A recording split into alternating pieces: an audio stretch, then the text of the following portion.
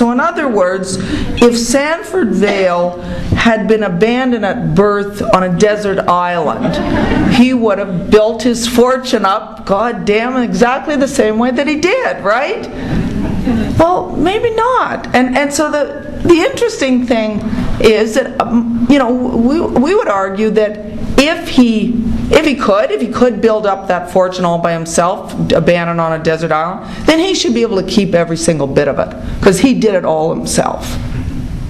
But if he couldn't reproduce it all on his own, then I think it's reasonable to ask the question, how much did he create and how much did other people create? Because the great man theory always leaves out the role of society, right?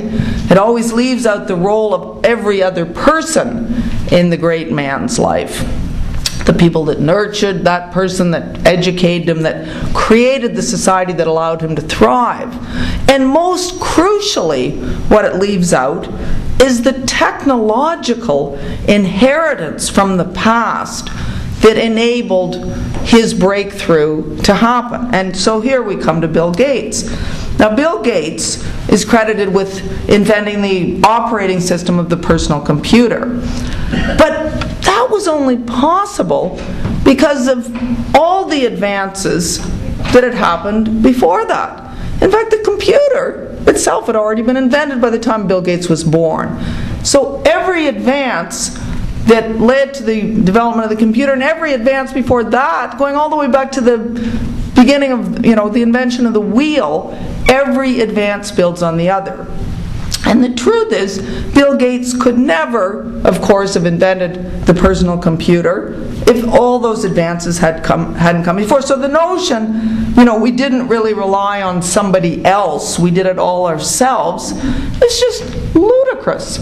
Every individual relies on thousands of individuals in society, and historically many more tens of thousands, hundreds of thousands.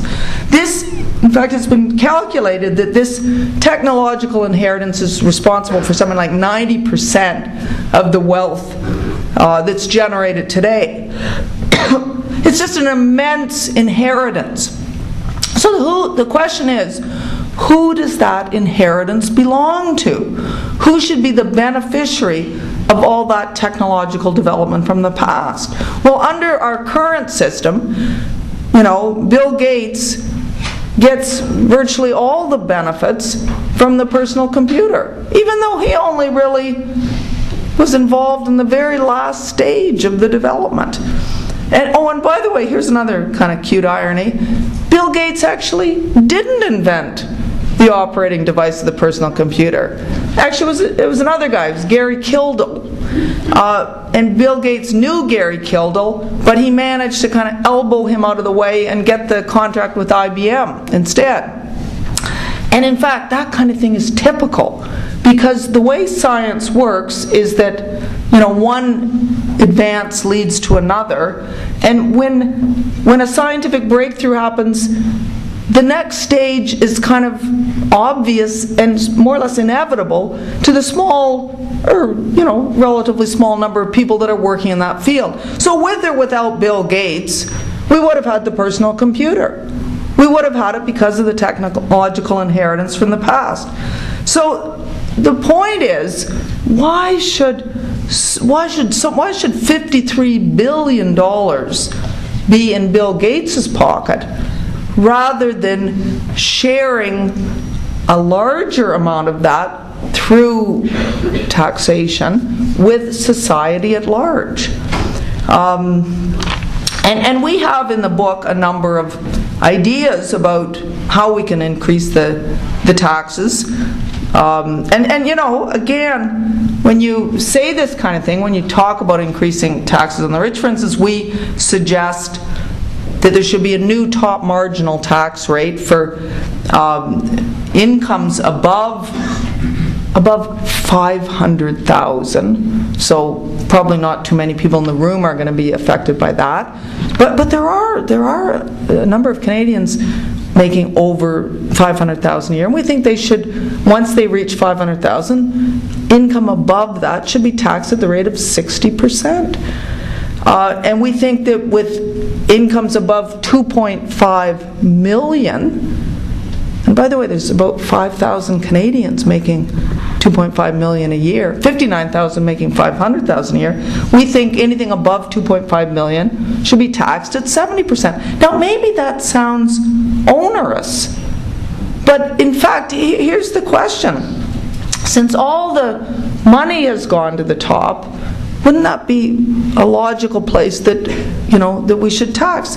If we have a choice, if we have to raise taxes on the rich, raise taxes on the rest of the population, or let government services decline because we don't have enough tax revenue, and therefore punish all the bulk of the population that relies on those programs. If we have those three choices, is raising taxes on the rich such an unreasonable one? Let me quickly tell you, because I do want to quickly tell you one idea that we have for tax change that I think is really exciting, and I think you will find it exciting too, and that is to introduce an inheritance tax. Now that we don't have an inheritance tax in Canada. We used to. It was quietly canceled in 1972. And we're one of the few countries in the Western world that doesn't have one. Okay, so what we propose is that inheritance is bigger. You could inherit up to $1.5 million and pay no tax at all. Okay, so it's only going to be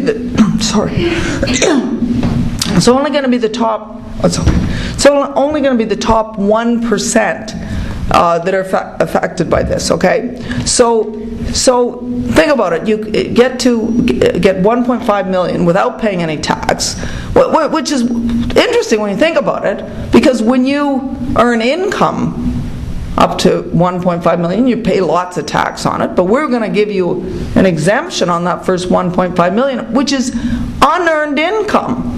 I mean, it's due to no skill, no talent, no effort on your part, only the skill of choosing the appropriate parents. Warren Buffett has called this the ovarian lottery. And I think that's a suitable. But anyway, the exciting part of this is that once we get that money, from the taxing people, the top 1% inheritances, there will be enough revenue that we'll be able to set up educational trust funds for every Canadian child.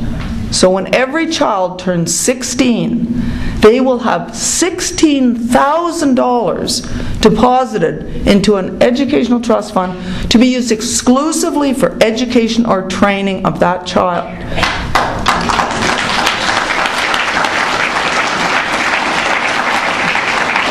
And we just think, and in addition to what that will do for national productivity, it will simply do wonders for the notion that this is a inclusive community, that we care about people in our community, and that we actually believe in a concept like equality of opportunity. Now I think I'm going to wrap up here, but I want to leave you with some good news, okay? Because sometimes this seems a little down to be thinking of how much the rich have gotten richer and how bad Neil's career is. This is some very good news, and that is people, ordinary people. Not even just people in this room, but even ordinary people out there actually care about equality to a surprising extent. And the evidence I want to point to is there's an interesting study that just came out that was done by a couple of professors at Harvard. And they interviewed thousands, something like 5,000 typical Americans, randomly selected. Rich, poor, fat, thin, Republican, Democrat, everything. And there's a couple of things. One of the things they found, that the issue they were interviewing them about was to do with inequality and distribution of wealth, okay? And the first thing they discovered is that Americans have absolutely no sense of how actually unequal their country is. They just have no sense whatsoever. And as the Harvard guys pointed out in here, even there were some economists that had been randomly selected, and they had no idea whatsoever either. So that's the first thing, that the actual level of inequality is unknown. But here's the really intriguing thing. Then the second part of the study was to determine, well, what would they like? What would Americans like to have as the level of inequality in their society? Like, how would they like the shares of the national income to be distributed among different segments of the population? And they did this in an intriguing way.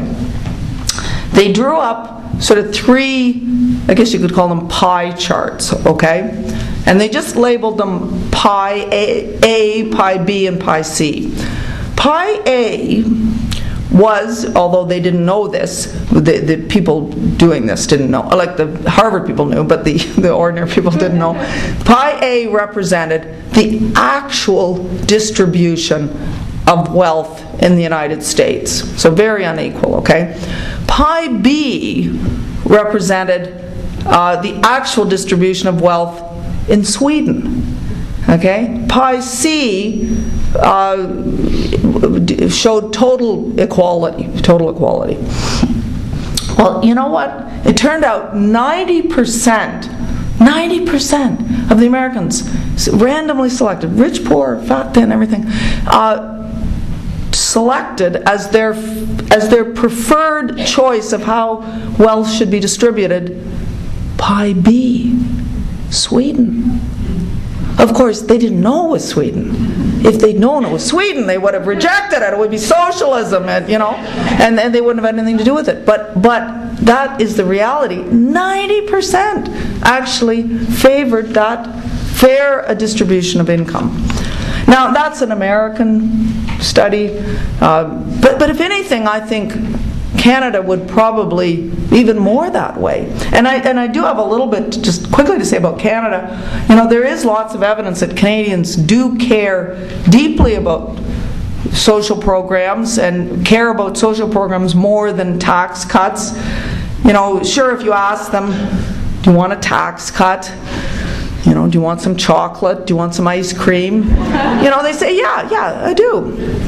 But if you force them to choose, if you say, do you want a tax cut or do you want social reinvestment? Do you want your money spent reinvested in health care, education, pensions, etc.? Overwhelmingly, by margins actually above 80%, Canadians will tell you they want social reinvestment. And this is maybe a little surprising because we tend to think, if you just observe what's going on out there, you tend to think from reading the media that everybody out there is suffering from tax rage.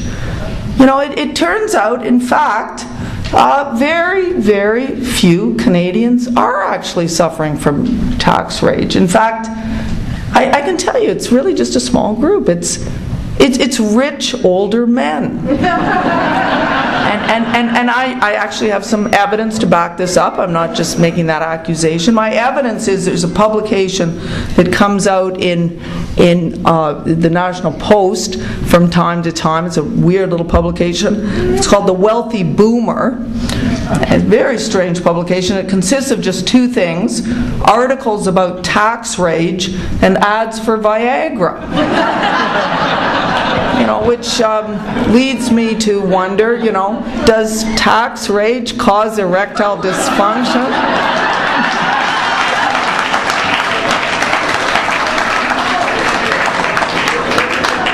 Or does erectile dysfunction cause tax rage? But anyway, my point is that the right is impotent. Actually, sadly, that is not true. The right is not impotent. But my real point is neither are we. And the point is that it's time that we actually started standing up and fighting to make this a more equal society. Thank you very much.